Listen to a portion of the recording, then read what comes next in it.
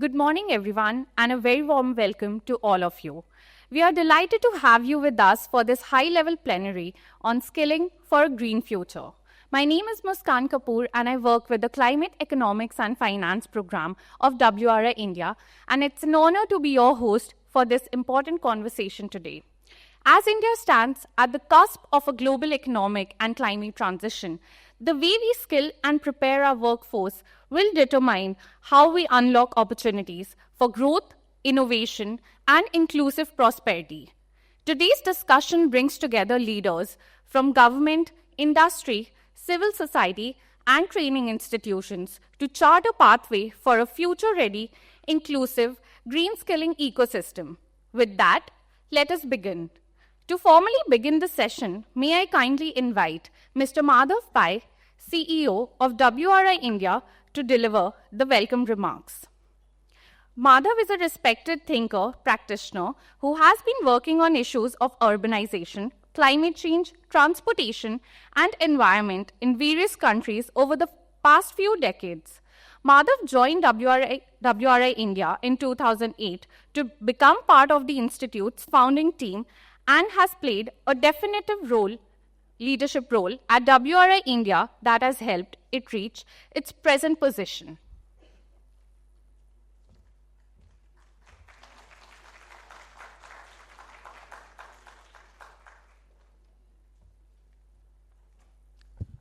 Good morning, everyone. Welcome to day 2 of Karo 2025. As for those who were here yesterday heard me say this, but this is our 11th edition of Karo, and we're very proud that we've been able to sort of consistently keep this platform going. Yesterday, we had about 1,200 registrations for the event. So again, this is our highest number, so certainly a sign of us doing something right. So we're very, very happy with the turnout in spite of the rain, etc. that we saw. I'll also once again say that we also have an exhibition outside, so do find the time between the sessions, etc. to go and check it out. But with that, also welcome to this plenary on building a future-ready green workforce. India, one of the biggest challenge, I think, as a country that we face is being able to create meaningful opportunities of employment and livelihoods for people. We need to create about 10 to anywhere between 8 and 12 million jobs a year. Today, we create about 5.5 million to 6.5 million jobs. So every year, we are falling short by 3-4 million jobs, and that's the people that are available to sort of join the workforce the next year, in addition to the new ones. There's also statistics like about 10 million people turn 18 every year. So there are these big numbers, and this for us is sort of one of the most important challenge to address. Also, that there is a big behavioral issue, right? I think one of the very interesting facts is that when you look at the employment numbers, there's a large number of people that look to join the workforce at the age of 30. And once you dig deeper into this information, you see that these people have spent 10 years as aspirants for government jobs, and the only skill they have built or tried to build is to appear for these UPSC and other state service examinations. And to a large extent, these skills also are absolutely useless for them when they try to enter the workforce. So one is on the behavioral side of how do we also create this aspiration for these kind of new economy jobs that are emerging.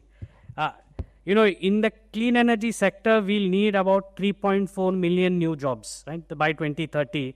And today, the renewable energy industry today itself faces a shortfall of 1.2 million skilled workers, and this demand is, projected to continuously rise over the next, by 2027, is going to go to 1.7 million. These are jobs in wind, battery, storage, advanced grid integration. And with a large working age population, I think we really need to see how we can maximize this opportunity and try to enable as many people as possible to be able to join the workforce. meeting this demand requires every part of the skilling ecosystem. The Ministry of Skill Development and Entrepreneurship, the NSDC, the sector skill councils, industry bodies, employers, training partners must be all part of the solution. I remember also we had a very interesting conversation with some of the heavy transport equipment machinery manufacturers that initially, the local cluster and the CII chapter was establishing training centers in Faridabad. But they realized that all of their workers are actually coming from one district in Murshidabad in West Bengal. And so they decided to go and set up training centers there, and they had, much better success. So I think also understanding, some of these nuances as we design these programs becomes absolutely critical. But eventually these kind of public-private partnerships are essential. And, Skill Council for Green Jobs, who has been a partner to us, is one of the examples of how industry and government can work together to identify these kind of needs, these kind of strategies and deliver training. This has to be, the scale and the targeting has to be done at sort of a much larger scale. So really we need to prioritize this identify, recruit, train, deploy approach very, very strongly, and be able to also make sure that there is a deep interest for people to get into this space. Overseas employment also is becoming a big strategy that Government of India is now pursuing. And again, these green jobs and the skilling for these green jobs is also a big category in addition to construction work sector, etc. That will emerge. And I think so not only supporting India's green skilling needs, but that of the world, I think is the opportunity that we are here as we talk about skilling. So really, I think this discussion that we will have will explore about 5 themes: how to skill India's workforce for emerging opportunities, not only in India, but globally, strategies to align curricula, delivery systems, trying to do public-private partnerships as much as possible, mobilizing the private sector to take a much bigger and deeper role, and really also really expanding the access to women, informal and rural workers, and other marginalized groups, so that this green transition can really be inclusive and just as we make this transition. So stakes are high. Our ability, I think we have to really make it attractive, and our how well we do this will decide the success of this opportunity to both create jobs and decarbonize the economy at the same time. Just last thought, jobs like the solar engineers, the HDVC technicians, battery storage operators, energy auditors, right? These are no longer niche roles, right? These are mainstream jobs.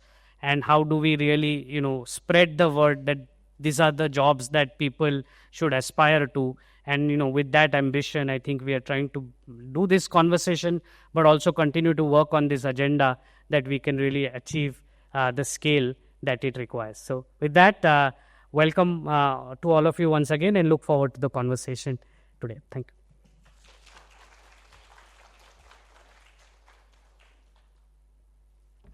Thank you, Madhav, for those insightful words and framing today's conversation so well. It is my pleasure to now invite Mr. Shashi Shekhar Pandit, co-founder, chairman, and group CEO of KPIT Technologies Limited, to share his opening remarks and vision for future-ready skilling for green growth. Under his leadership, KPIT has become a global leader in product engineering and IT consulting for the automotive, manufacturing, and energy sectors. Widely respected for his integrity and innovation, he has received several honors, including the J. Irwin Miller Award of Excellence, Rotary Excellence Award, Maxwell Award, and the Samata Award.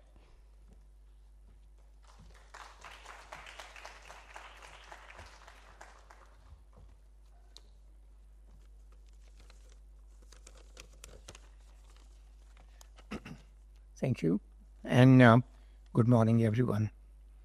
I think the issue that we are going to talk about in this session is going to be an extremely important issue, at least for the next 4 or 5 decades. And what I would like to do is to paint a broad picture about what's likely to happen in the next 4 to 5 decades here in India as well as globally, for us to get a understanding of the issue on hand, the opportunities as well as the challenges. If one were to look very closely at the current geopolitical events, and we of course know that the biggest turmoil is caused by Trump and his tariffs, and we know at the core of that is the whole issue of meaningful jobs which provide adequate livelihood for the American people. And what got Trump into the office is actually this problem of jobs. And it's not a problem of jobs that will remain restricted only to the US, but I think it's something that is going to visit all of us.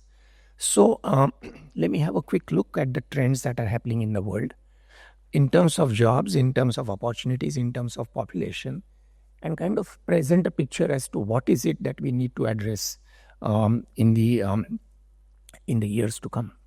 And I'm looking at next 4 or 5 decades because I think that is what would be of interest to those who are going to come into the workforce at this point in time. So what has happened in the world? There is this whole movement of shift as well as shrink in terms of jobs. So many jobs have shifted across the last few decades from one location to other. And obviously the biggest shift that has happened is of course the shift from the rest of the world to China. And that's a shift which is most clearly depicted in the case of US, but it's there everywhere in the world. And so I'm going to talk a little bit more about US in the initial remarks because I think we are talking about future. And there is a very, very interesting session about a sentence about future which says that the future is already here except that it is unevenly distributed. So what is likely to happen in some of the countries like ours is probably already happening in some other countries who have a little more advanced technologically or otherwise. So if we were to look at the conditions that have happened in the US today and the trend that have happened, I think that's a trend that is going to be replicated here. And that trend, as I said, is extremely important because you see the full evolution of this trend in the US. So that is what really is like almost like the shape of things to come here.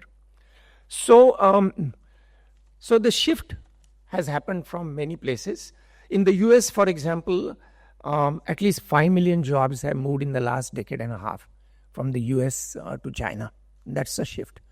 In India also, if you look at the imports that we have currently coming from India and the deficit that we have in reference to our trade with China, is actually a shift of manufacturing jobs from India to China. So this is one big thing that is happening of shift of jobs.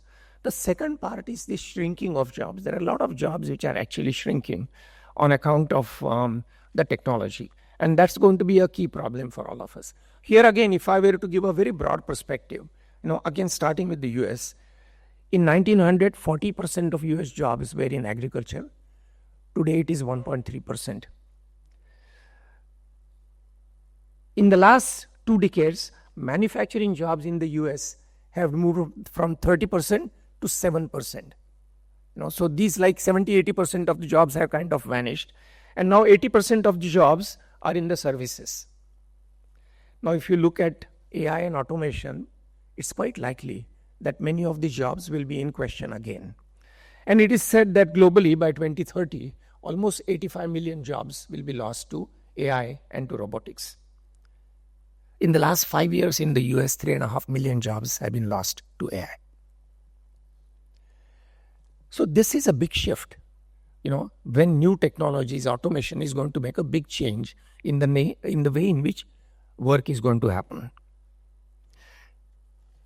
This is not the first time when major jobs have changed. I mean, last time when something like this happened, it was the time of the Industrial Revolution. But the Industrial Revolution was spread over like almost 1.5 centuries. And the world had enough time to adjust.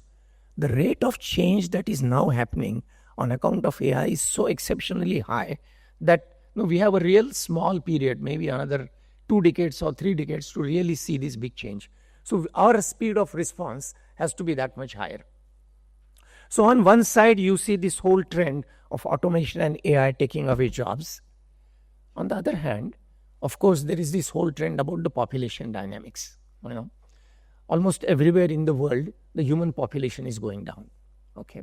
So for example, you must have read recently, the South Korean figures came, their regeneration rate is 0.78 when 2 is required. If you look at across Europe, the regeneration rates are very high. Even in the US, the regeneration rates are 1.6 fertility rates, and typically you need 2.1 to keep a stable population. And with this, you can see a decline. So if you were to look at Europe, Germany, Italy, or northern states like Norway, Sweden, etc., all of them have suboptimal regeneration rates. Even in India, we are now a little bit below regeneration rates, and most of the states in India, they're far below, excepting for 3-4 states which kind of make it up. So you have on one hand this situation where the jobs are going to go down, but the population is going to go down over the next 30-40 years. Jobs are going down very, very quickly. So on one hand, this is the job scenario. On the other hand, I think the economic model that we are currently following, and which is what brings us to these green jobs, the economic model that we are following is extremely exploitative. So you have a situation where almost every aspect of your environment is getting hit. So for example, more than 50% of the global's habitable areas are now converted into farming or in barren lands. Over 80% of that is farming for livestock.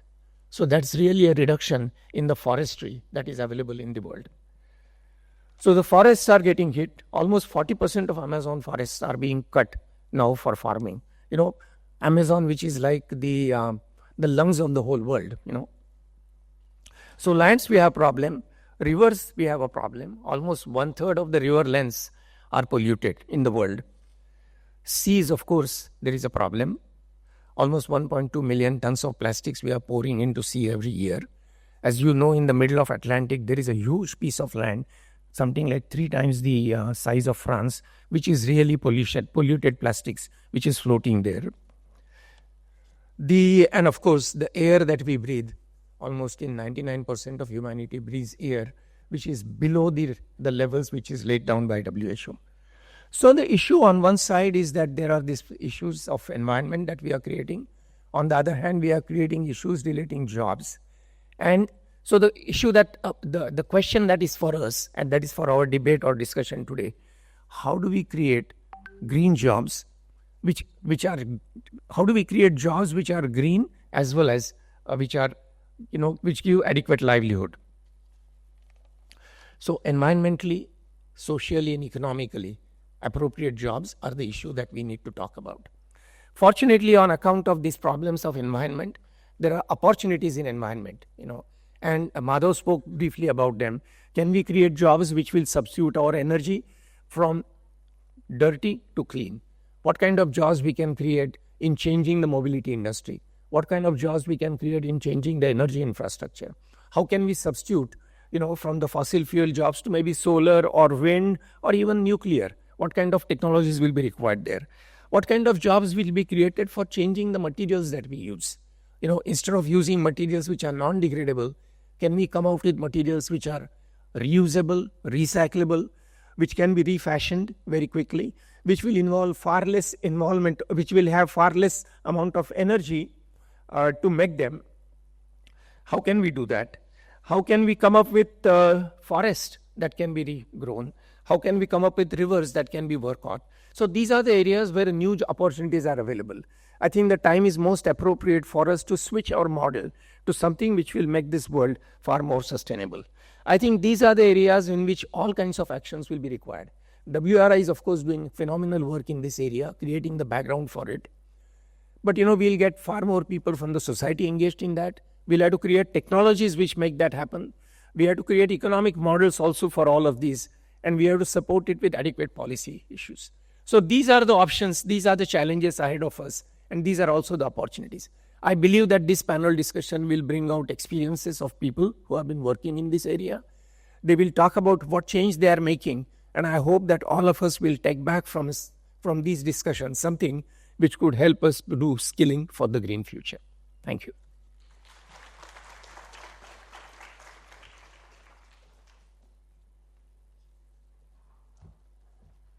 Thank you, Mr. Pandit, for your inspiring vision. We will now take a brief pause for a short video screening by WRI India.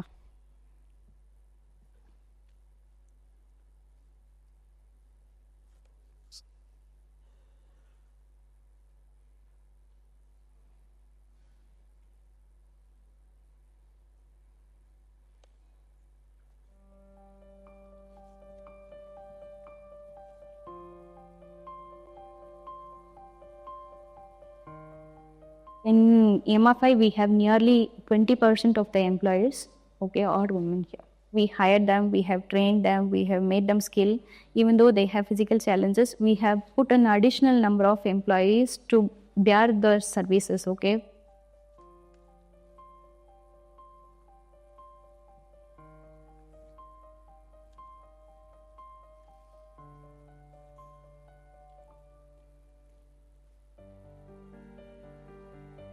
Management asked me to take women employees for as a part of this production. So that time actually I opposed. So because I don't know whether they can work with us. If we give the exposure and the training to them, so they can easily understand, and also they can manage everything. The production and productivity will not affect with the women. So right now I'm very comfortable with working with women. ஆரம்பத்தில் sir எனக்கு எது தெரியாதுங்க, யாருக்கிட்ட எப்படி பேசுகிறேங்கிறது தெரியாது. பேசுவாங்க, கொஞ்சம் பயந்துட்டு தான் பேசுவேன். இப்போ கொஞ்சம் தைரியமாக இருக்கிற மாதிரி தெரியுது இங்கே வந்ததுக்கப்புறம். முதல் சேலரி வாங்கி என்ன பண்ணுறேன், எங்கள் அப்பாவுக்கு கொஞ்சம் கொடுத்தேன் நான். ஏன்னா அப்பாவுக்கு கொடுக்குறது நமக்கு ஒரு சந்தோஷம் தானே. அப்பாவுக்கு கொடுத்தேன், என் ஹஸ்பண்டுக்கு ஷர்ட் வாங்கி கொடுத்தேன். அந்த மாதிரி சின்ன சின்ன பிள்ளைங்களுக்கு அந்த மாதிரி சின்ன சின்ன விஷயங்களுக்கு தான் செலவு பண்ணேன். So changing this culture will help her not only in terms of her family, there will be a societal changes as well. In this way, we can create a difference in the society as women is capable of doing in the automobile industry. அடுத்து என்ன பண்ணணும்னு நினைக்கிறேன்னா, பிள்ளைங்க 2 பேரும் நல்லா படிக்க வைக்கணும். அப்புறம் நானும் இன்னும் இதே வேலை கண்டினியூ பண்ணால் தான் பிள்ளைங்கள வைக்க முடியும். அவங்களுக்கு ஒரு லைஃப், நல்ல ஒரு லைஃப்பை என்னால் தேடி கொடுக்கணும் அப்படிங்கிறத என்னோட ஒரு achieve.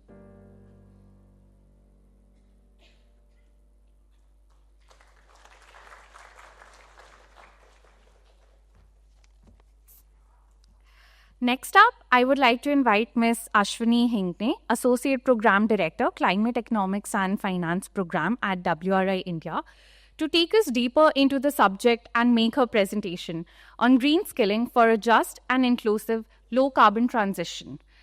Ashwini has over 15 years of work experience as a climate policy researcher and economist. She leads the program's work on inclusive green growth, spanning macroeconomic modeling, just transitions, value chain decarbonization, and green skilling.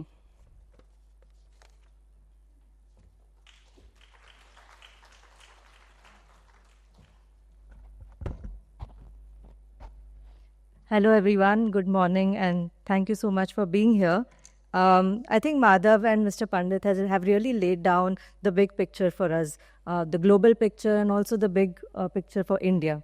What I will do now is really share a few glimpses of what skilling for a green future looks like on the ground, and how this ground reality can really shape some of our thinking as we think about green skilling and the skilling future for India, just as it has shaped ours. So the first picture you see here is a picture from a EV skilling program that we conducted in Coimbatore, a program that we co-created with local industry associations, with the state government, with sectoral experts, and which was based on specific skilling needs for that cluster. The Coimbatore cluster historically has been known for motors and pumps manufacturing. And what they're seeing now is an opportunity for them to transition to EVs in a way that builds on their existing skills and building a EV motor manufacturing cluster in that region. There have been, some of these people have been working in ICE component manufacturing for many, many years. And what they're now doing is really upskilling themselves and reskilling themselves in order to also now manufacture for EV. So these are the kinds of domain-specific skills that will need to be imparted as we move different sectors along this transition. This is another such picture. But now here what we see is a picture from a boiling efficiency training that we've been doing in Surat. Here, these boiler operators are really learning how to efficiently operate their boilers, which means reducing the coal use within these boilers, which not just reduces the greenhouse gases, but also air pollution, and more importantly for the workers and the business owners there is reducing costs. Here, we move a little one step higher, where you're seeing the trainings that are being conducted for supervisors, process owners on lean manufacturing, which is essentially a way to become more efficient with the resources that they're using. So be it raw materials, be it energy, electricity, so on and so forth.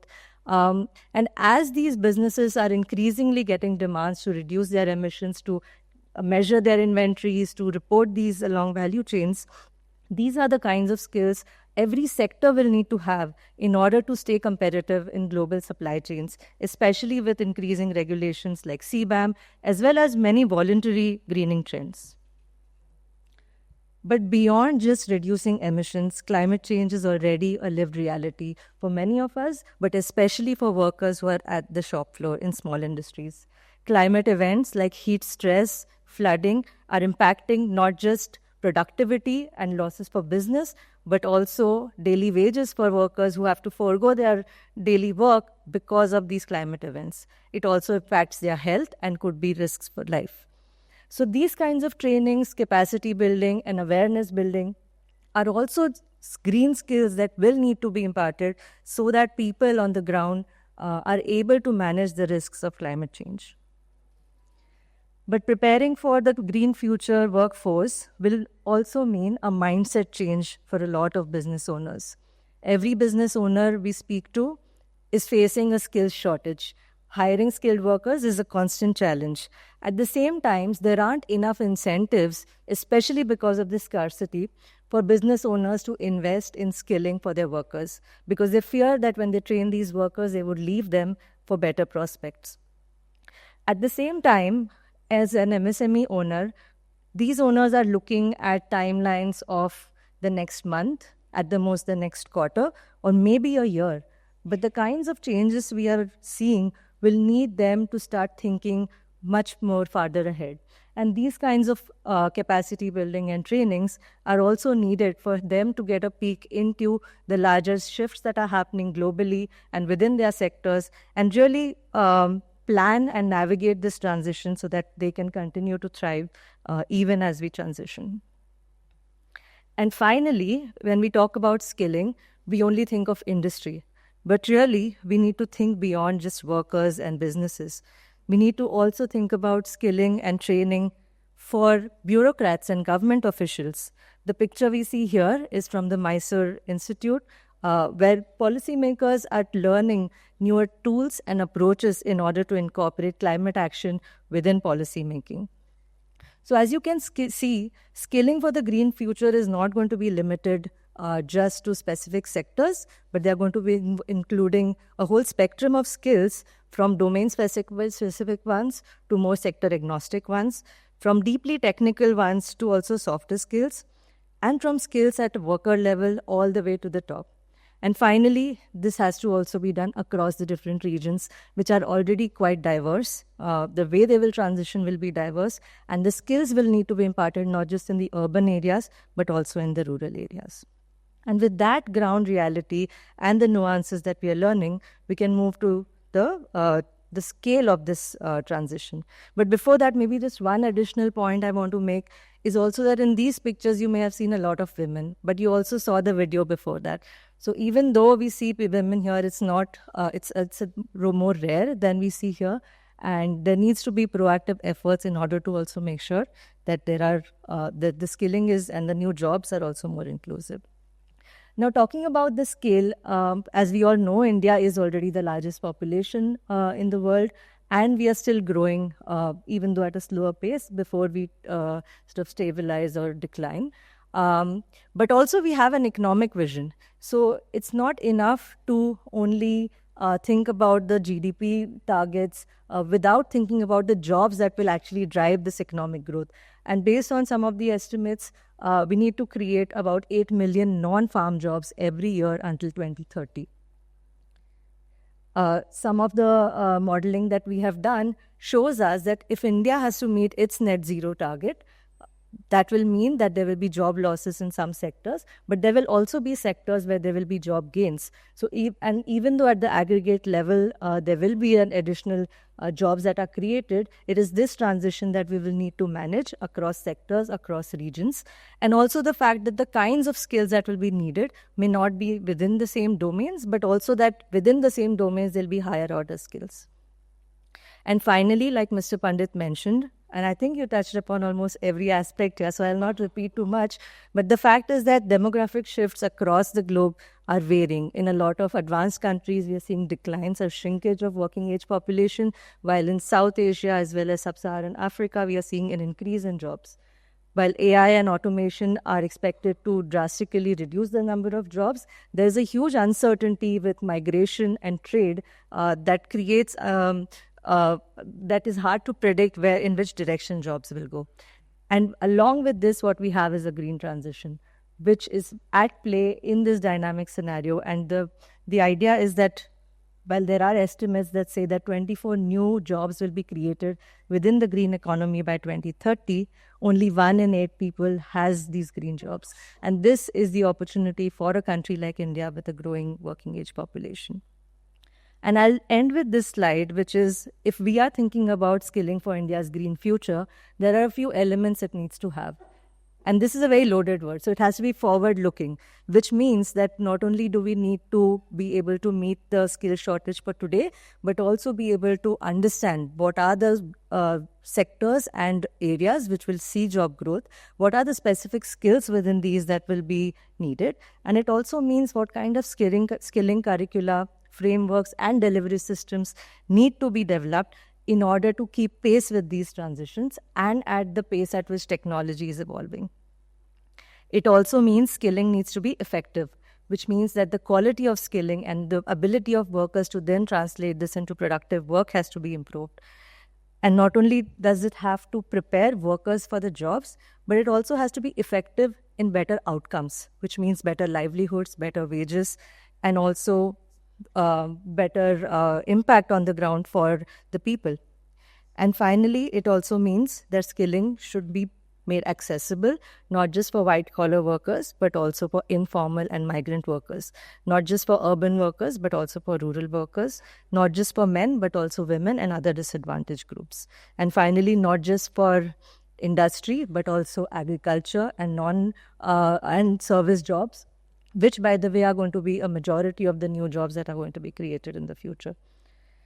And all of this has to be done at scale and at the pace that is needed in order to meet our future needs. So I will end there with just a few points that we hope to discuss with our very distinguished panel today. And we can close my presentation for now. Thank you so much.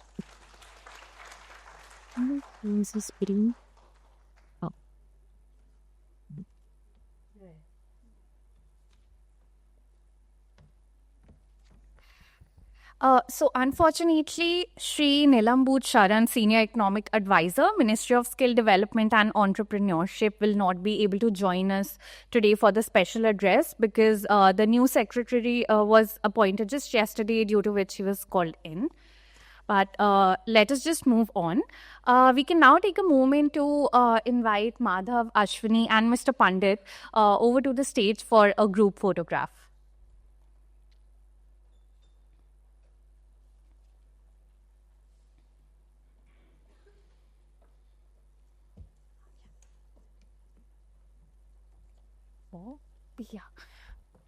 May I also request Madhav to felicitate Mr. Pandit?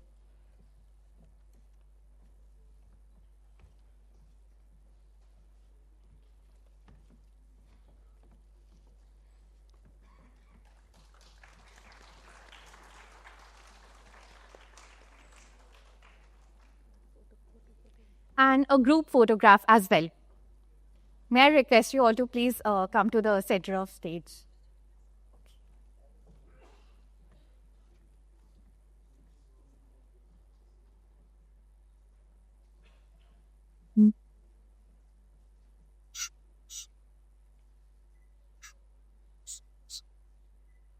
Keep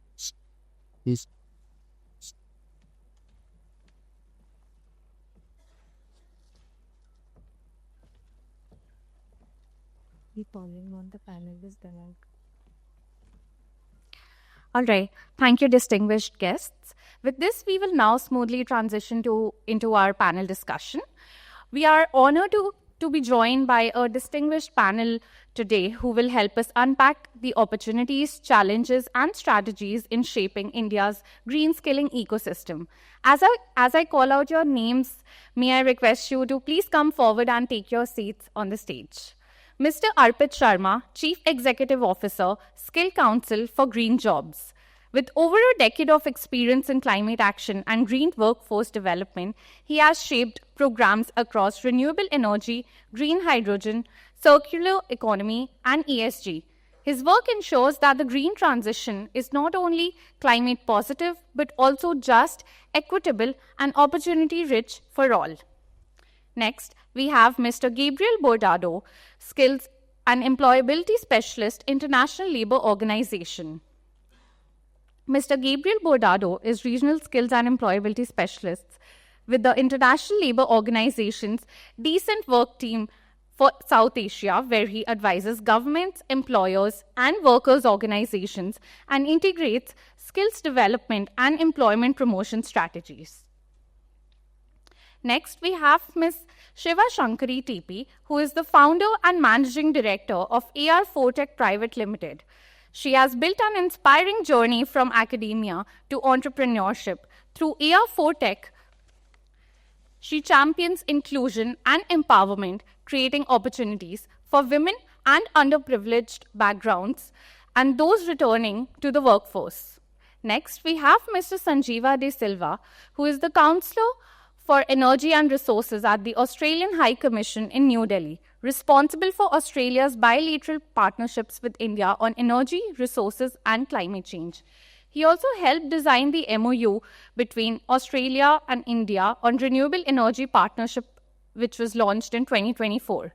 He previously served as Australia's lead negotiator for the G20 Climate and Sustainability Working Group and led the task force that developed Australia's low-emissions technology investment roadmap. We have Ms. Vijeta Anant Kumar, who is currently Manager Research at the National Skill Development Corporation, where she leads national and international projects on skills, including green skilling initiatives with WRI India and India's country chapter for UNESCO's Global Inventory of Qualifications Frameworks. Her writing has appeared in policy newsletters, and she has co-organized global conferences on just transition and skills. Also joining us virtually is Ms. Aditi Jha, who is the Board Director, Head, Legal and Government Affairs at LinkedIn India. Her leadership in climate and workforce policy focuses particularly on the shift towards a greener economy. She champions the concept of a green and just transition, ensuring that no worker is left behind as the world embraces sustainable practices and green technologies.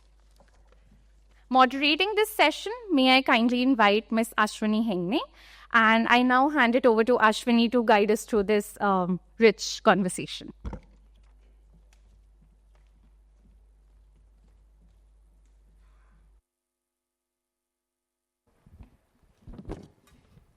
Hello again, everyone.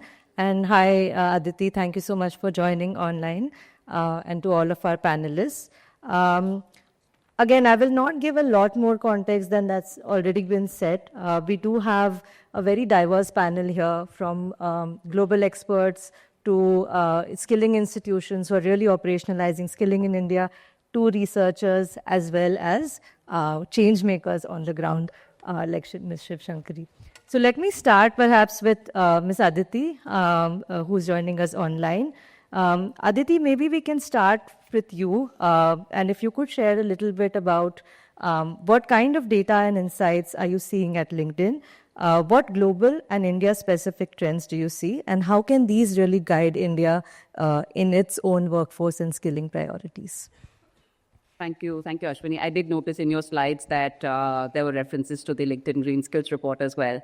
Thanks for having us. And if folks are curious what LinkedIn is doing in this conversation, LinkedIn is the world's largest professional platform. We have about 1 billion members, 165 million in India, and we have lots of skills, colleges, companies listed on our platform.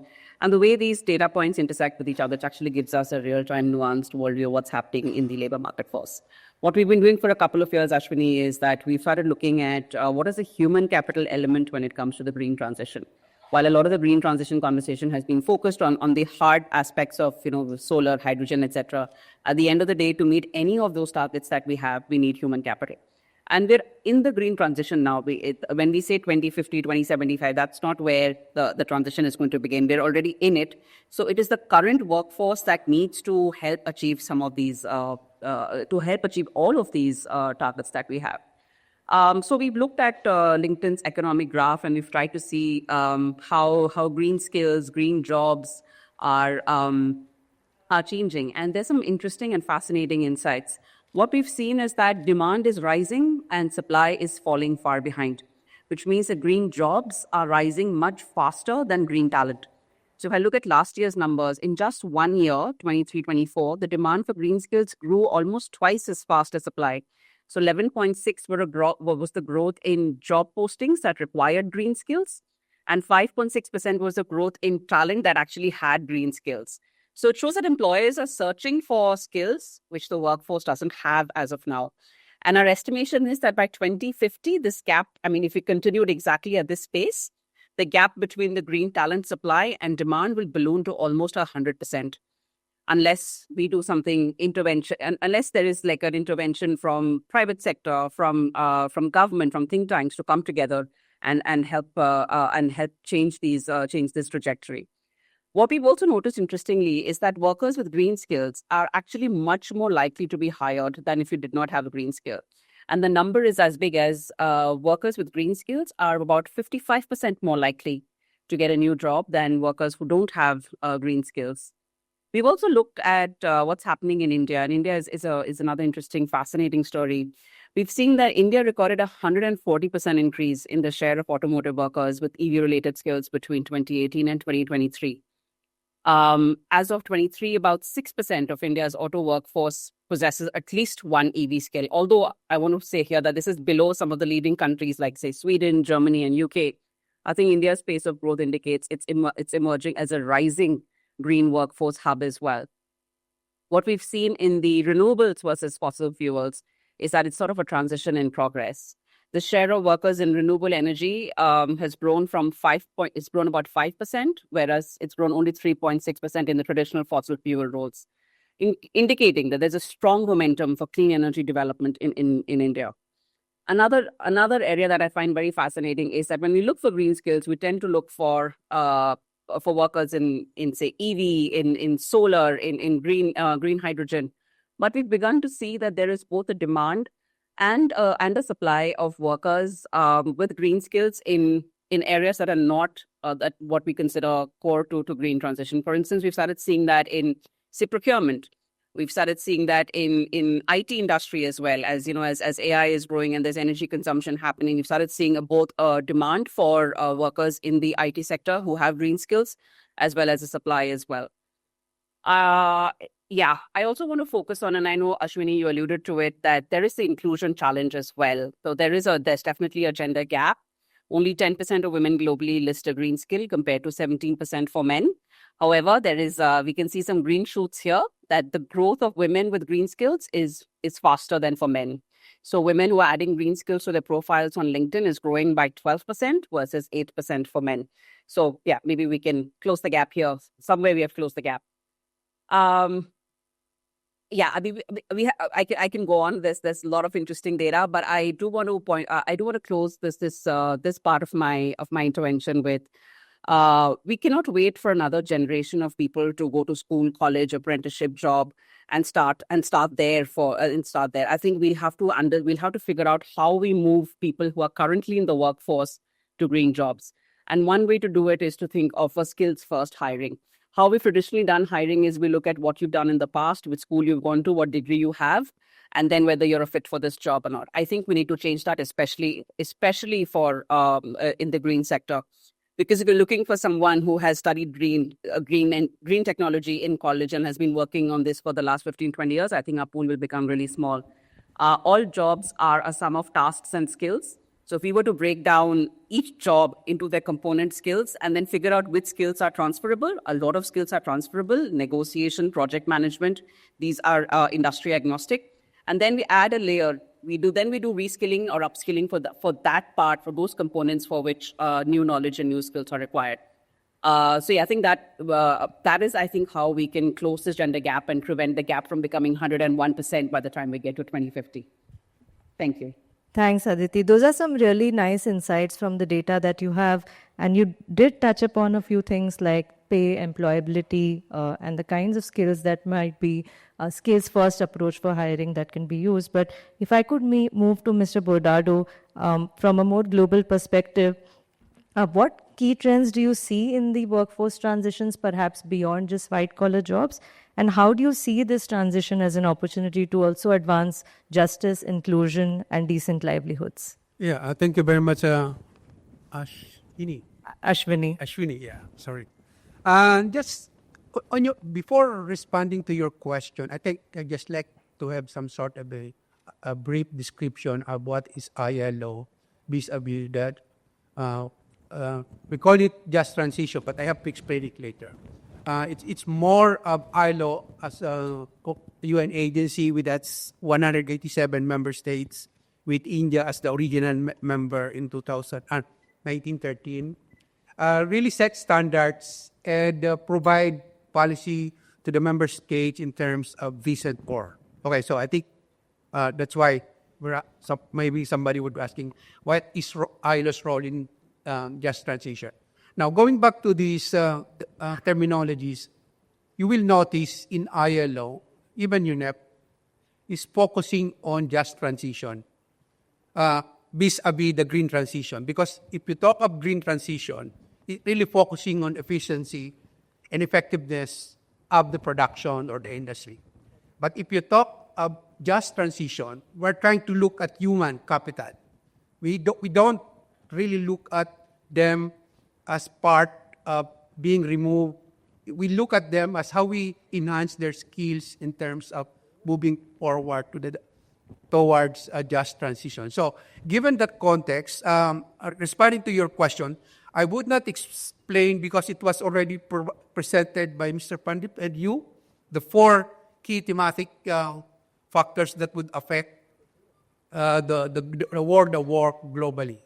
But I'd like to highlight or emphasize on the accelerating move to just transition. Like, for example, I would have a rundown here of a study done by ILO under page, the program Action for Green Economy. And also on the context that India has committed zero emission by 2070. So probably look at this policy landscape. India has made significant stride in green growth. But unfortunately, there's no unified national strategy for just transition through multiple ministries and agencies working in related aspects. So I think I'd like to highlight that. But focusing on the third finding of that study, which was published in 2023, on the skills and labor market. There are still skills gap, especially in solar and wind energy sector. Skills policies exist, but need better alignment with green job demand. So going back to this again, I'd like to elaborate from the perspective of ILO that there are, when we talk of green skills, these are the skills needed for an industry to move to a just transition. So you have additional skills like recycling, this kind of type. So you need to have that as a green skill for you to adapt to the changing scenario of just transition. On the other hand, we refer green jobs as those newly created that would, the industries like EV or solar panel, this kind of the new jobs that we really look at on. So in that, I think we should really highlight also in terms of the value chain in the economy, like somebody, the presenter, the first speaker speaks of the value chain in terms of looking at, like, for example, in the construction, you have to look at the several value chains there, and you have to look at what are the green skills required in those value chain. So I think I would elaborate on that. On the opportunity itself, I also would like to highlight the one you mentioned, or in the video, that it's only 24% of the workforce, particularly in India, is women. The just transition is a good entry point for us to increase the number of women working, having a decent work. Or when we say decent work, it's more likely that you have to have a minimum wage, you have the right to social protection, you have the right to organize in this kind of schemes for you to look at in terms of that. The other one, opportunity for the just transition is towards looking at the social justice context, meaning no one should be left behind when we move to just transition. Over to you. Thank you. Thank you so much. And I think you spoke a little bit about value chains as well. So with that, I'll maybe have Mr. Sharma throw a little bit light on how could skilling curricula and frameworks evolve to match the emerging needs globally, and how can India really do this in a way that our workforce and the quality of skills are benchmarked to the global quality? Hi, good morning, everyone. So first of all, I would like to thank WRI for inviting me here. It's really an honor and a pleasure. Going to the background of specifically about green skilling. So generally, we talk about India's ambitious target of 500 gigawatts, or we talk about India's national green hydrogen mission, which is production of 5 billion metric tons of green hydrogen by 2030. We always forget that there's a very, very ambitious target of reduction of 1 billion tons of carbon emissions by 2030. It's not only the renewable energy, or it's not only the green hydrogen or solar, wind, small hydro, or the biomass or biofuels that is going to play an important role in the country. But it will be a lot of jobs that would be created in the sector of environment, forest, and climate change. So, as an organization, we were established in 2015 by Ministry of Skill Development and Entrepreneurship. And we started our journey in doing a research in solar first. And we did a skill gap study, just like Mr. Gabriel mentioned about the skill gap. We covered the entire gamut of the solar sector, the entire value chain, identified what kind of job roles do exist in the nation. And then we designed the curriculum, affiliated suitable training institutions across the country. Now we have more than 1,000 of them. And then we made them impart the trainings, which led to a certification, assessment and certification of the candidate. Gradually, we realized during this journey, when we were moving to wind and we were moving to small hydro, we realized that way back in 2016-17, that most of the trainings were not leading to jobs. And we were extremely confused whether it is the demand from the industry, or there's some problem in the quality of training, or there's a problem in actually empaneling wrong kind of training institutions. So we did a deep analysis, and we really identified that actually the curriculum had to be revamped, and it had to be revamped as per the standards of the industry, because now from 2015 to 2018, now you had these new set of international players entering the market with a new expectation. First example was when I met the managing director of Vestas, and they were setting a blade manufacturing unit in Gujarat, and they wanted the blade manufacturing unit technicians to be having very specific skills. We didn't have the curriculum ready at that point in time. What we did was we kind of worked hard, had these subject matter experts assembled from various parts of the country, designed a curriculum specifically for Vestas, upskilled the solar technicians into wind technicians in a span of 4 months. So this was the first international benchmarking that we did. And to everyone's surprise, 288 candidates, they got job on the payrolls of Vestas. And I recently had a conversation with one of the officers from Vestas just a few weeks back. All of them, they are settled abroad. So these were ITI technicians, upskilled to international standards, and then they. Similarly, there's something I would not like to steal what Sanjeeva ji would be actually saying, what we are intending to doing together. We are now actually redesigning our solar curriculum and benchmarking into the Australian standards so that there can be a lot of international mobility can take place. So I'll be very short on this. I think you'll be a better person to actually elaborate this grand news that we have for the country. But this is how the benchmarking is done. The third very classical example was sometimes the international benchmark, does not comply to your Indian people.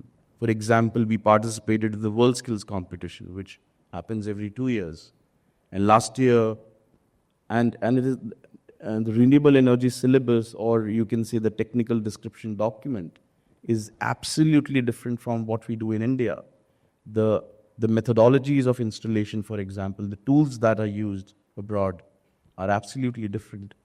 So we trained close to 1,000 candidates, and one candidate finally was taken to Lyon, France, where India actually won the first bronze medal in the renewable energy space. And we were extremely happy and delighted, and we got applause from everywhere. But we tried to actually implement the same curriculum in India, and it was not accepted by the industry. So international benchmarking is definitely important, but keeping in mind what is the requirement of your current industry, that should be there. Last thing which I would like to say is that when we talk about the areas where we intend to reduce our 1 billion tons of carbon emissions, and we've designed certain courses and taken international references, and a lot of curriculums like a para-taxonomist, or a water hyacinth specialist, or a soil conservation specialist. These kind of lot of environment, forest, climate change courses have been designed, keeping into mind what Western nations adopt good practices. So this is what we have done so far. Thank you. Thanks, Mr. Sharma. I think those examples are really interesting.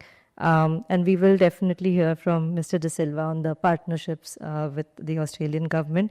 But before that, maybe just one intervention, Vijeta, from you on how we can think about green skilling in a more embedded manner across sectors, because I think Aditi also touched upon this, that there may be some skills that are more cross-sectoral or sector agnostic, but how do you really embed the greening aspect across different sectors?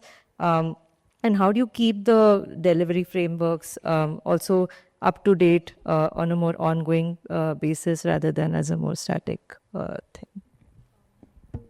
I think this is a very important question because, and in current times, and I'm talking about post NEP, post National Education Policy, we are in a new era, because what NEP has done is to actually place all students or all skilling beneficiaries or all higher education students and school students on the same platform.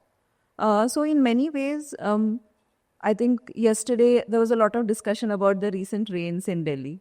And it is raining for all of us. So green skilling is also the same way. It is all for everybody.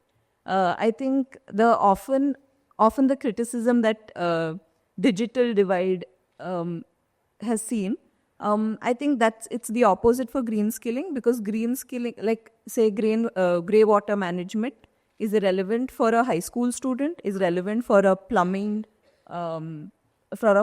who is getting trained in an ITI, and is relevant for a higher education student. So it becomes crucial to look at green skills as I think, an omnipresent thing for us going ahead. And NEP really enables that, because with the national credit framework that we currently have, we can build, and we are building micro credentials and nano credentials that are stackable, and that can be taken up by anybody. So of course, I think just before the meeting, the panel, Shiv Shankari was talking about how this is happening on ground with EV automobiles, where there are trainings happening to move from, say, combustible engine to EV and battery. I think skilling about handling battery in EV automobiles across different educational backgrounds. So whether it is a rural woman entering this EV sector, whether it is an engineering student, or whether it's an existing mechanic who already has an understanding of automobiles, we all need skilling. And what green skilling has done here is really brought to light how it's crucial. Lifelong learning is crucial. I think even Gabrielle speaks of this, about how lifelong learning is required for everybody, and how green skilling is now becoming an opportunity for that, because it is relevant for everyone. So I think that is one aspect. If I have to speak very specifically about skilling, qualification packs, which are essentially group of NOSS, as we call them, National Occupational Standards, keep changing. Like Arpit sir mentioned, that with the industry demands, with the economy's demands, they keep changing in every qualification pack. And the same will happen for green skilling. So when we talk about a National Occupational Standard, it has two components. One is the employability related skills, which can be financial skills, which can be digital skills, and in the same way now green skilling, which in many ways is horizontal. Another aspect is, of course, technical skills, which are very specific, like I think some of these sectors we are discussing about. Let's say it could be about very specific to solar cell development, or it could be very specific to wind, I think, blade management. So these are technical skills. So both of these aspects fall under, I would say, the qualification packs it will encapsulate. So I think what is happening is it's impossible for it to run parallelly, because it is the ask of the very nature of green skilling is that it is integrated across all educational levels as well as all types of sectors in nature of work. I think that's my submission for now. Thanks. Maybe let me turn to Ms. Shiv Shankari to hear about how you're actually operationalizing this on the ground. And as a business owner, how do you see this as actually a business advantage, and that people don't get skilled and then go elsewhere? But maybe if you can give a few examples of what factors could really advance better participation and skilling, and how we can learn from them. Very happy morning to everyone. Many thanks for WRI team for inviting me here to share my insights. Of course, it's an excellent question here. Okay. Things, as he mentioned, that we have to do skilling starting from the end of college students, for the mechanics, and for the rural women. So in these three segments that we have categorized it. For the college students, there are three main segments, that is from the ITI, polytechnics, and from engineering crutch. So what we have inculcated is, to the ITI and the polytechnic students, we bring the peoples and we train them to become skilled, and this becomes as an additional skill to them so that they can get jobs from any other OEMs. Okay, for the engineering students, they prefer this to be a part of their curriculum activity. So we encourage the college peoples to come collaborate with us to create an additional elective papers for them to have this education, and also create a center of excellence facility in their system so that they can read from their curriculum and also they can experience from their center of excellence together. So the engineering students also get skilled overall. And coming back to the mechanics, the roadside mechanics who are going to become as a vulnerable part when there is a transition happening. So for them, we encourage them to be part of with their associations. Some of their associations are there. So with them, we have associated and we have brought them for the training and as a group. Because these group people may be aware of how to dismantle the vehicle, and just they have to understand how to converts the vehicle, that is basically converting the vehicle into an EV. Basically, the portion of only the electrical parameters, that is the motor, controller, and the batteries, which is said to be the main point of an EV. So with that itself, we provide them the training. At least a 3 days training is sufficient for them to understand. In this scenario, we are making the technical part of the team to understand, and the technicians is being taken part of this. Coming to the rural women part is the crucial role here, because the ladies doesn't have a basic education here. So we have to bring them, first of all, the fear of the basic education is not at all needed for such kind of categorized people. So we bring them, we make them understand this is a practical oriented skilling where the formal education is not at all needed for them. So 95% of our training is completely into practical oriented things. So basically they understand how to dismantle the vehicle, how to mount it on the vehicle, what are the components which is being present. Slowly they'll understand and in the practical oriented way, and they'll be taken care in their livelihood basically, because these are the women who takes care of their family well-being as well. So during the training process, their livelihood should not get compromised over. So we prefer them to give some stipend over, okay, where their regular lifetime is not being compromised over. So after doing that, on-the-job training will also be taken care. They'll generally go for 100 days works like the government people's gives or some casual jobs, okay. After they're getting placements, the placement should be very near to their workplaces, very near to their home only, okay. We should not put them in somewhere else actually, else they will lose their jobs and they'll go for the same 100-day jobs only. This need to be crucially taken care because they are married women basically. So this is also one of the point. And when they are sent for some servicing areas where their security and then safety need to be taken care, because 1 or 2 people to be go along with this rural women because they have never traveled all around the area. So these are the ways that we have taken care, and we are educating the women workforce. Of course, in our company, 20% of the women employed or being from the rural area. They are doing 2-wheeler conversion, 3-wheeler conversion, 4-wheeler conversion, and of course, now they are into tractor conversion as well. So with this, I am ending my session. Thank you so much. Very inspiring. Mr. De Silva, if I could turn to you, and if you could share a little bit about the India-Australia partnership and what role do you see that playing in sort of building up India's skilling ecosystem, especially in a few sectors that you have prioritized. Thank you. Fantastic. Yes, so our Prime Ministers, Prime Minister Albanese and Prime Minister Modi, launched the Renewable Partnership in November. And that's a very important milestone for us. It elevates Australia's relationship on renewable energy to the highest level with India. I think India only has 2 or 3 other partners internationally that operate at that level.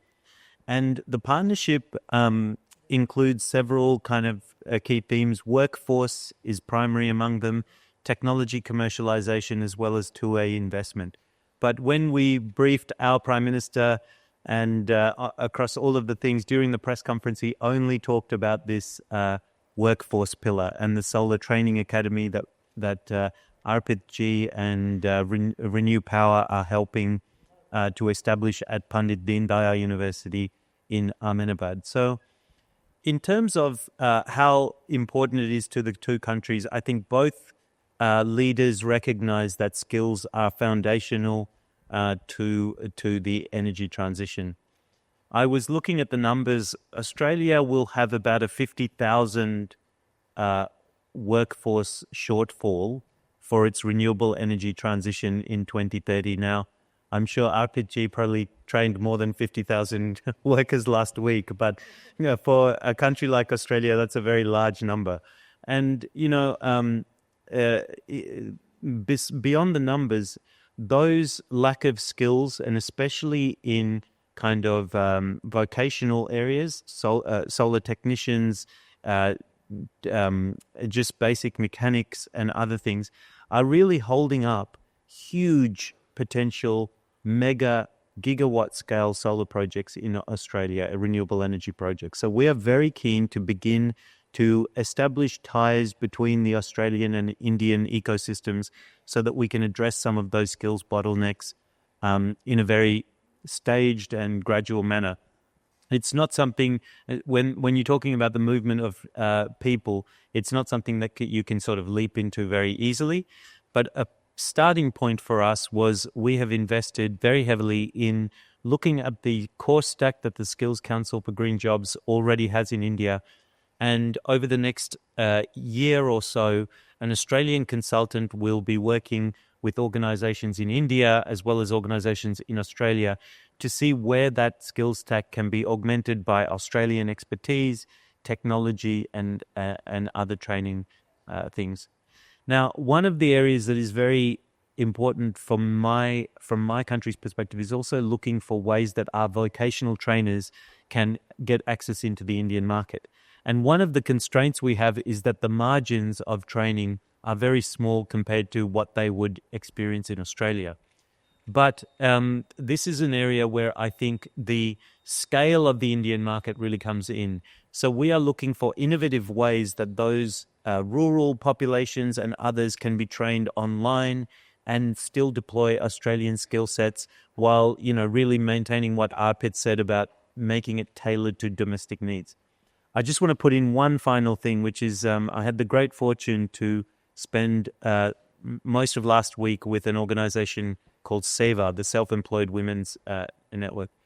I mean, countries around the world have skills shortages, but in India, the thing that is remarkable is the absolute scale of the talent and ingenuity and things that are available in this country.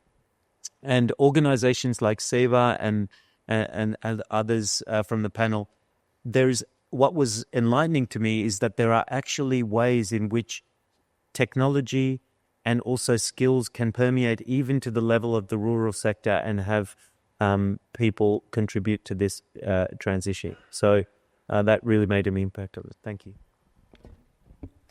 Thank you so much. We are a little behind time. So in my next round, what we could focus on is perhaps a few solutions, partnerships, and ideas to take things forward. But we'll try to limit our responses to just 1 minute, maybe. So I'll begin again with you, Mr. De Silva, since we were on the topic of partnerships. Maybe going forward, if you could suggest maybe a few things to keep in mind as we design international partnerships, be it bilateral or multilateral, and how those could really help shape the skilling ecosystem, but also the global portability part. How could we enhance those given the demographic shifts and the technological shifts we are seeing, not just within the green ecosystem, but also across different sectors? So I'll focus on my experience from last week because, when we operate at the scale of country to country, you can lose sight of the facts that skills really boils down to individual people in individual circumstances in individual areas. And one of the things that the Director General of PDEU has said to us is that he is not keen to ramp up our efforts too quickly into rural areas until we solve the very practical problems that arise in those very specific regional areas. So the key takeaway for me is we need to partner with organizations like SEVA and others in expanding out these skills. In these skills training, I was absolutely just floored by the impact of trust that is required, for example, to train a rural woman into these economies.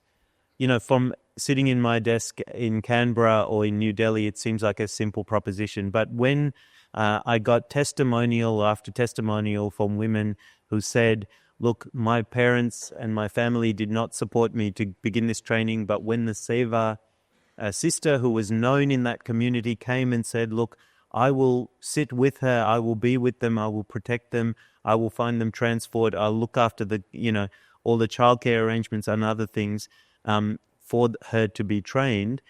She then came back to those, this happened 100 times in the just few days I was there, saying the same story. There was resistance, the Seva sisters supported them to get trained. When they came back, they're now known as the solar engineer Saab, which is this thing they are earning as much as their male colleagues. And they are, remarkably, I was meeting sort of 19-year-old women who are now installing solar panels around their villages.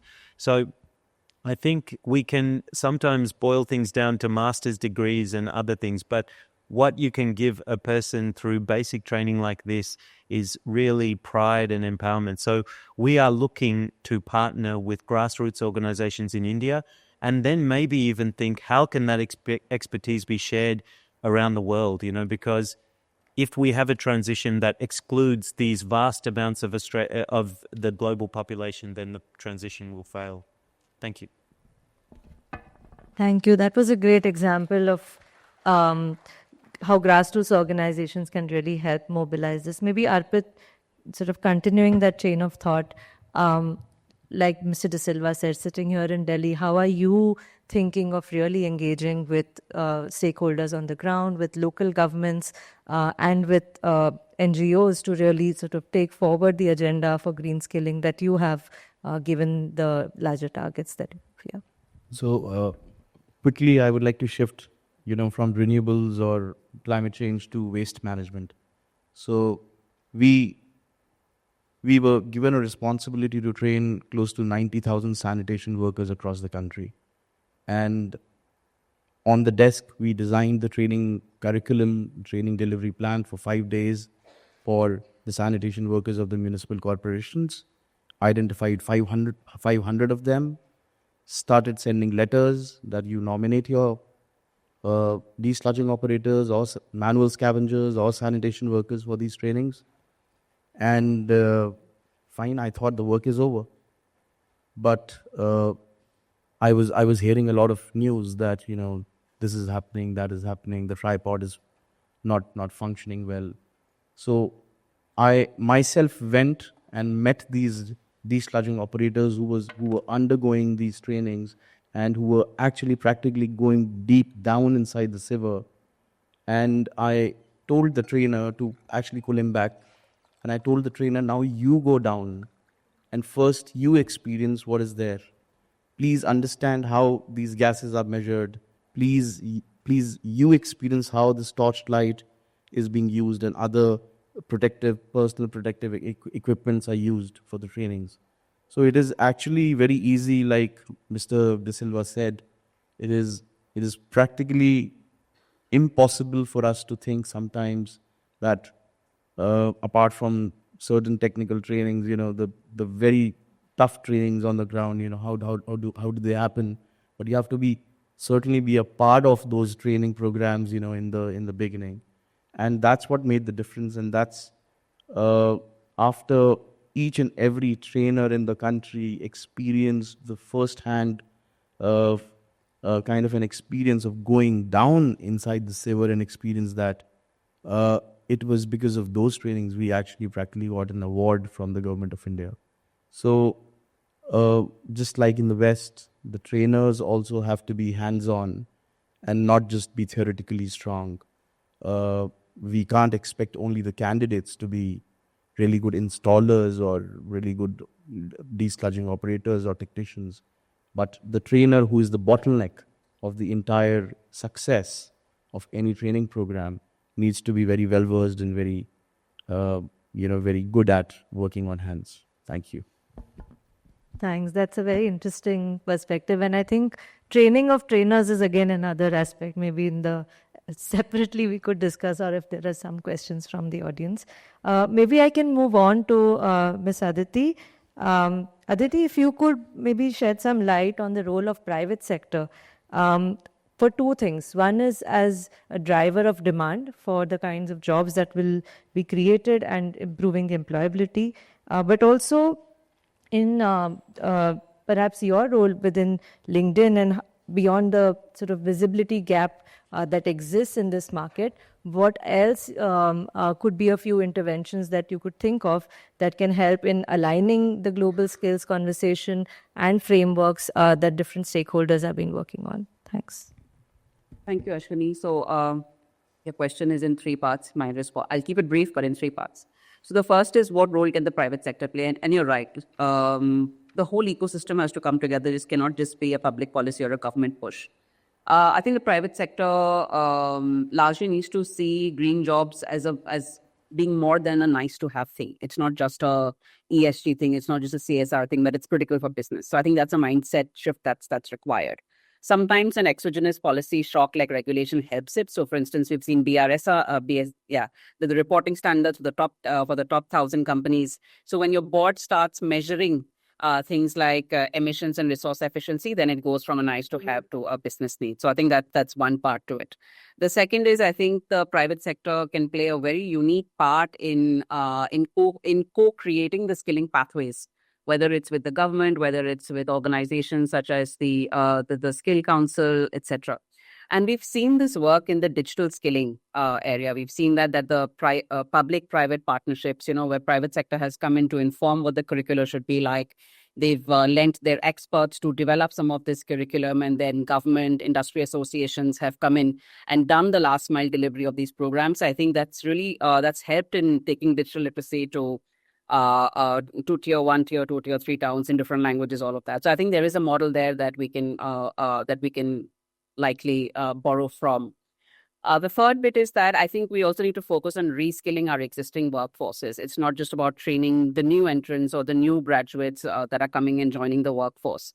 So how do we ensure that workers who are currently in construction, automotive, utilities, they can be transitioned into green roles, and how can those pathways be made more explicit and accessible to them?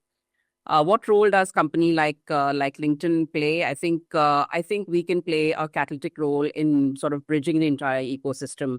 The job seekers are on LinkedIn. The job providers are on LinkedIn. Your training, what skills are required. All of that is on LinkedIn. So we are happy to come in as providing these insights and also bringing the ecosystem together. I think it's important to see that what we're seeing is that green jobs is not its own side stream, but green skills will be important for all jobs going forward. So we have to try and make this into a mainstream discussion, Ashwini. It's no longer just a green job specific conversation anymore. I'll stop at that.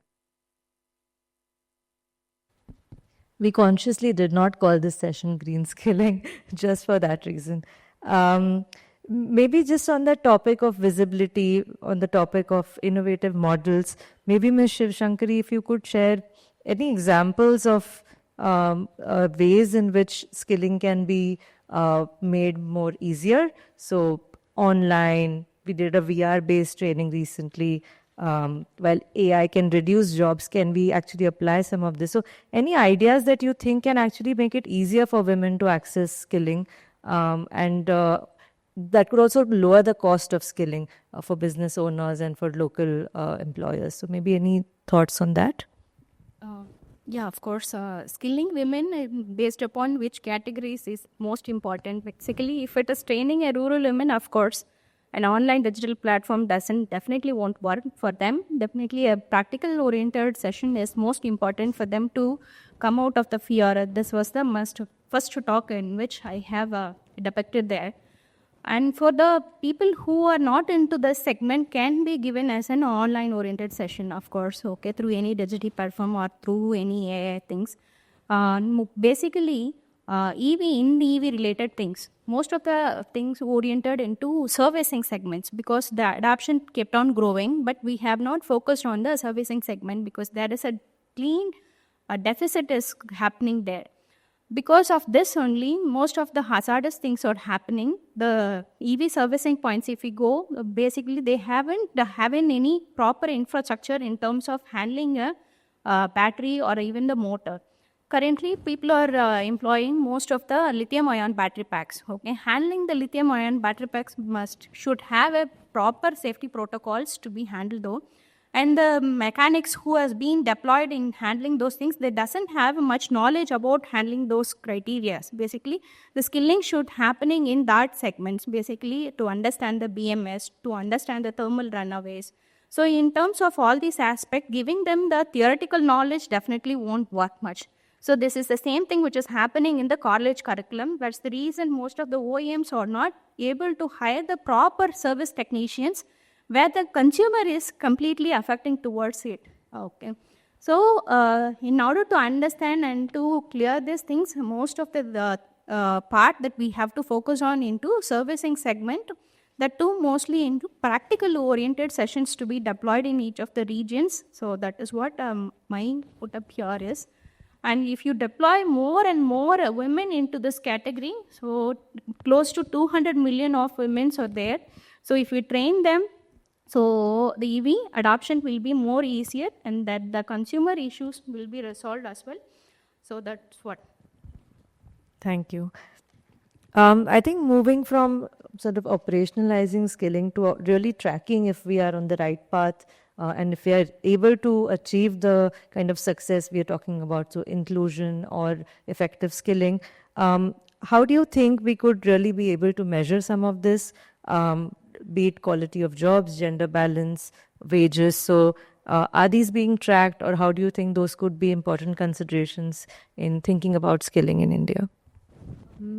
I think most all the panelists made really good points here, which add to this is I feel that it is very important to this measurement is often not enrollment numbers. While enrollment numbers are quoted often in training, it is crucial what industry partners feel, what industry feels.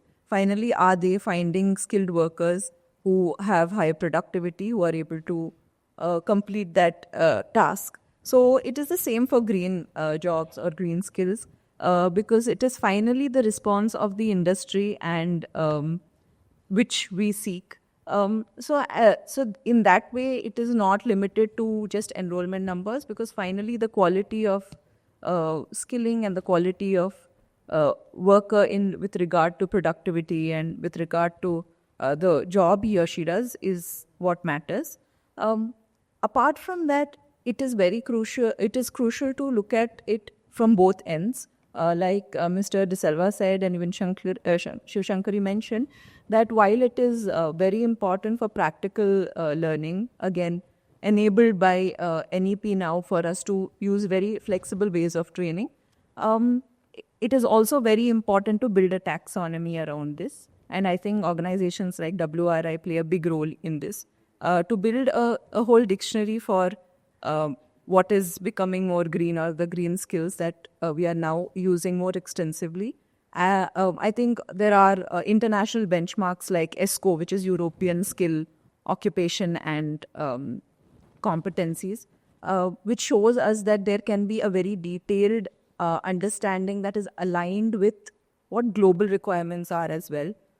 So it's three aspects. One is, of course, the resources used and how that has changed. For example, it can be green construction where the raw materials used are completely changing. So skilling required for that. Second point can be the whole process change. So processes like conserving or reusing waste in a lot of production. So this essentially means a change of SOP and a change of management style, which also falls under green skills.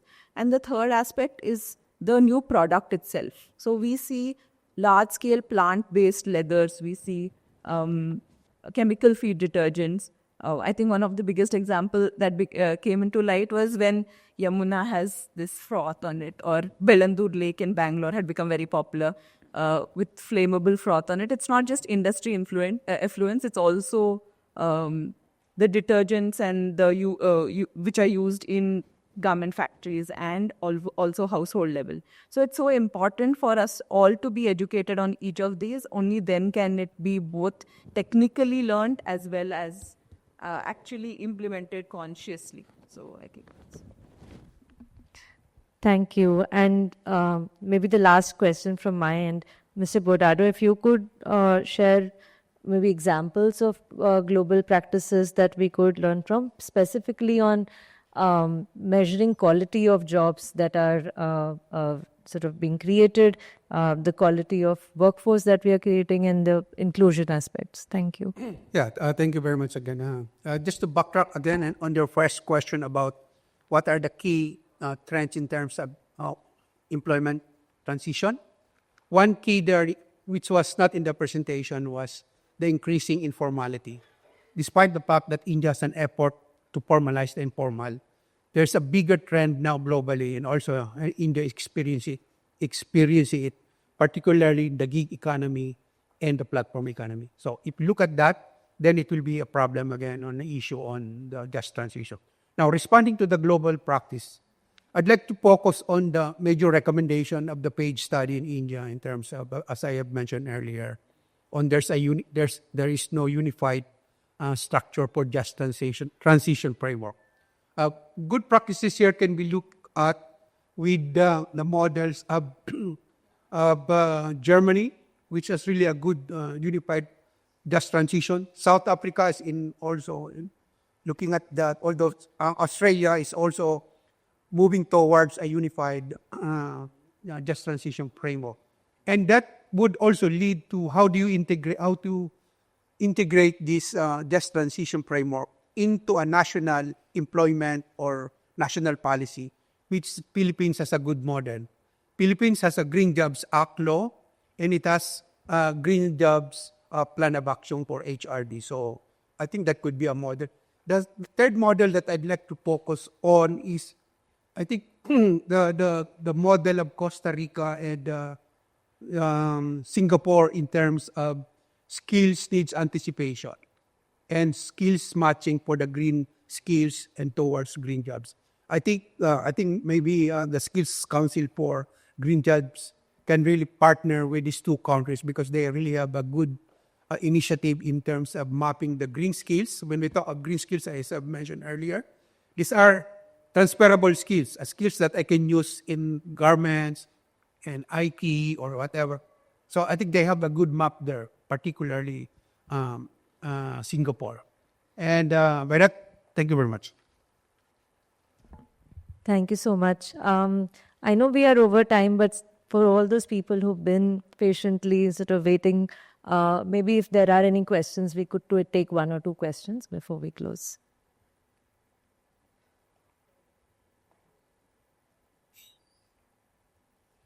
Yes, can we get a mic there, please?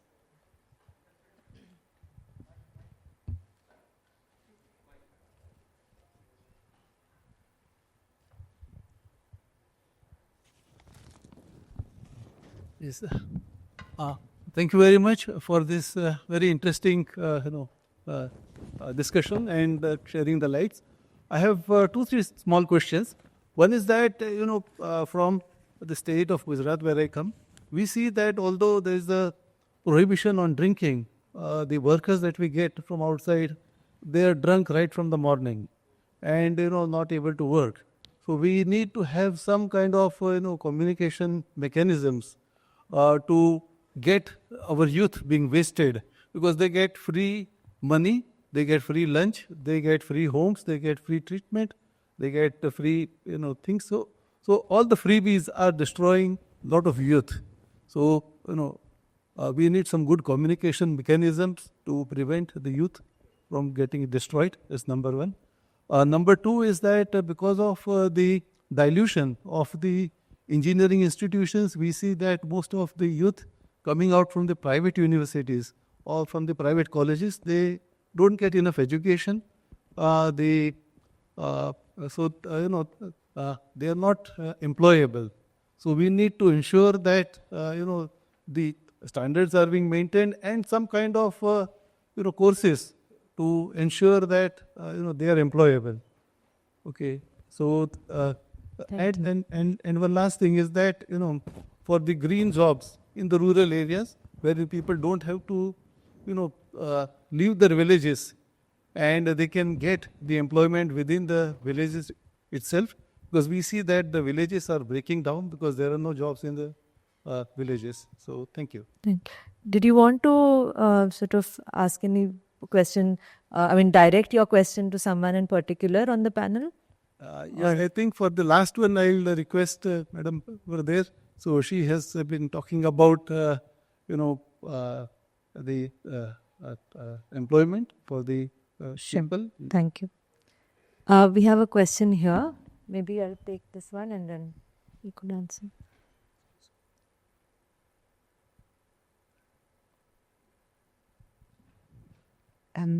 Good morning. Very interesting, really useful discussion.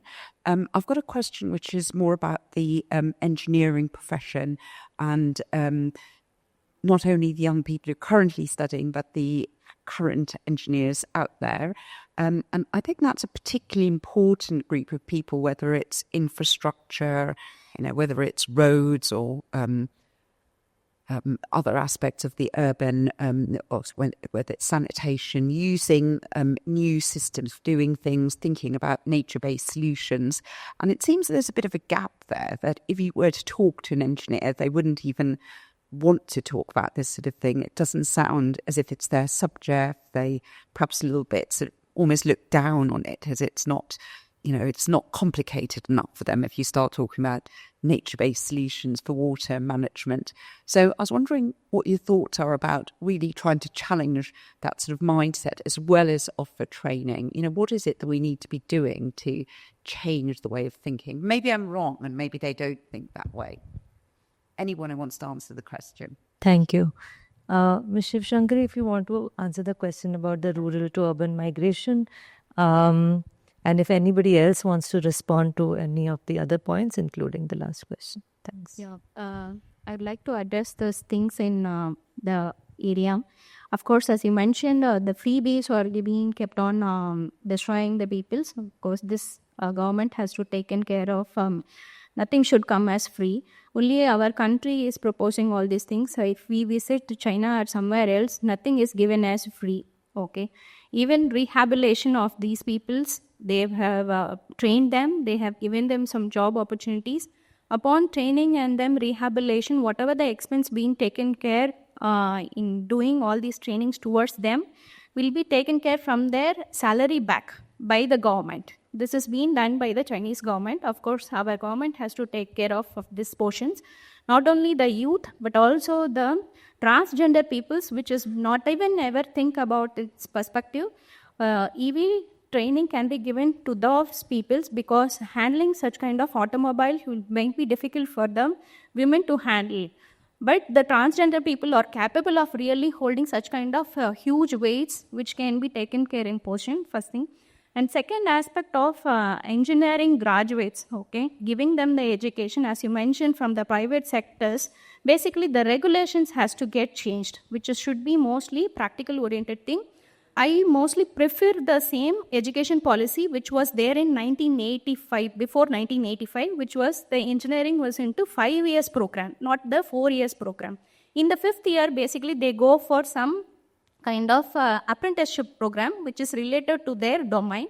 So they understand the practical knowledge, they will connect with the OEM into their segments, so they become more employable people, okay. So this is the same scenario I want to bring, because if they are being educated in the same domain, in the same manner, with 1 year of practical knowledge with them, they are capable of employable when they are being graduated out, okay. Instead of wasting too much of money to after this education on the skilling portion, if it is given from the college portion, it will be more benefit for the people to understand, because the parents would not be able to spend too much of money after their graduations. This we have to think in that perspective of the parent. So that's the reason the students are not able to get employed over. This transformation should happen from the college and from the regulation who have set up the curriculum here. And the third aspect of rural education for the ladies. Of course, it has to start from all the perspective. Every village has to be deployed with all kind of education scenario, not only into EV segment, for other domains what they have mentioned. So The employability should be there in their perspective so that they need not to get migrate all the way. So in that perspective, we all have to combine together to get this done. Thank you. Thank you. Mr. Bodado, you wanted to respond. Yes, probably I can have an overview response to both the questions. It boils down, as I have mentioned earlier, for India to have a really good and working labor market information system.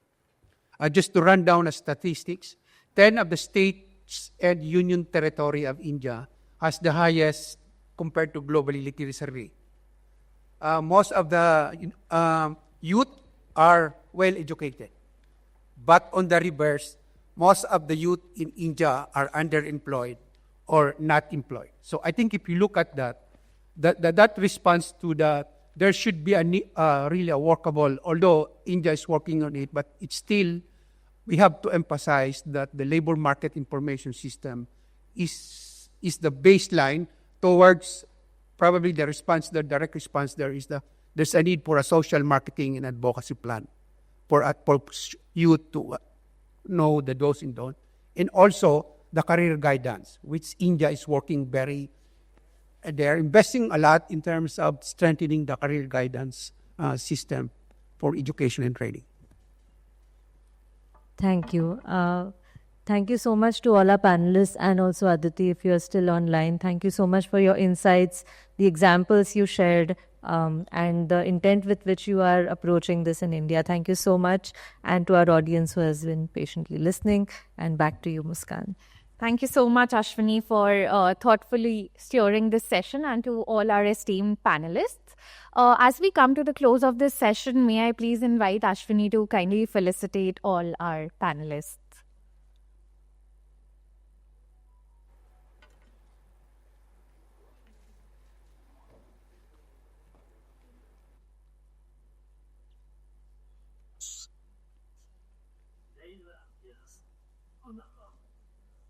Sure. Ms. Vijeta Anand Kumar.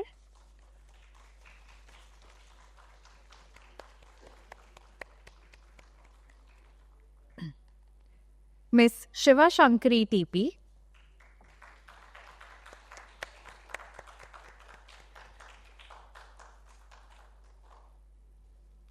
Mr. Arpit Sharma.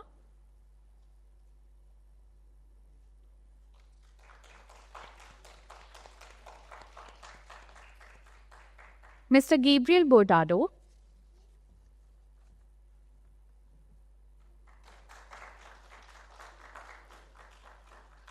And Mr. Sanjeeva De Silva.